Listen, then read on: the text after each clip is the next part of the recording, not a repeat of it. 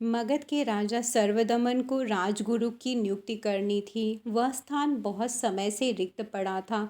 एक दिन महापंडित उधर से निकले। राजा से भेंट अभिवादन के उपरांत महापंडित ने कहा, राजगुरु का स्थान आपने रिक्त छोड़ा हुआ है। अगर उचित समझे तो मुझे इस स्थान पर नियुक्त कर दें। राजा यह सुनकर बहुत प्रसन्न हुए। साथ ही एक निवेदन भी किया कि आपने जो ग्रंथ पढ़े हैं कृपया करके एक बार फिर से पढ़ लें।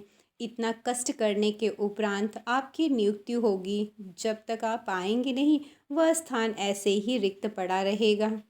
महापंडित वापस अपनी कुटी में चले गए और सारे ग्रंथों का ध्यानपूर्वक अध्ययन किया। अध्ययन करने के बाद फिर से उन्होंने नियुक्ति का आवेदन पत्र लेकर राजदरबार में उपस्थित हुए।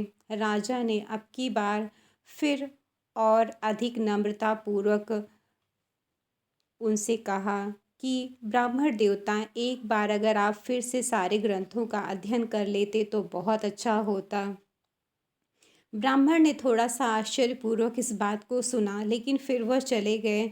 अपनी कुटी में जाकर फिर उन्होंने सारे ग्रंथों का अध्ययन किया, लेकिन इस बार ब्राह्मण वापस राज दरबार में नहीं लौटे। तब राजा को चिंता होने लगी और वह स्वयं ही ब्राह्मण की कुटिया की ओर चल पड़े। वहाँ उनसे मिलते ही राजा ने ब्राह्मण से पूछा कि आप आए क्यों नहीं। तो ब्राह्मण देवता ने कहा कि गुरु तो अंतर आत्मा में रहते हैं, बाहर के गुरु काम चलाऊ भर होते हैं। आप अपने अंदर के गुरु से परामर्श करें। राजा ने नम्रतापूर्वक पंडित जी को अपने साथ ले गए और राजगुरु के स्थान पर नियुक्त किया और बोले, अब आपने शास्त्रों का सार जान लिया है, इसलिए आप उस स्थान को सुशोभित करें। जब उत्कृष्टता व्यक्ति के व्यवहार में उतरने लगती है तो धर्मनिष्ठता स्वतः प्रकट हो जाती है।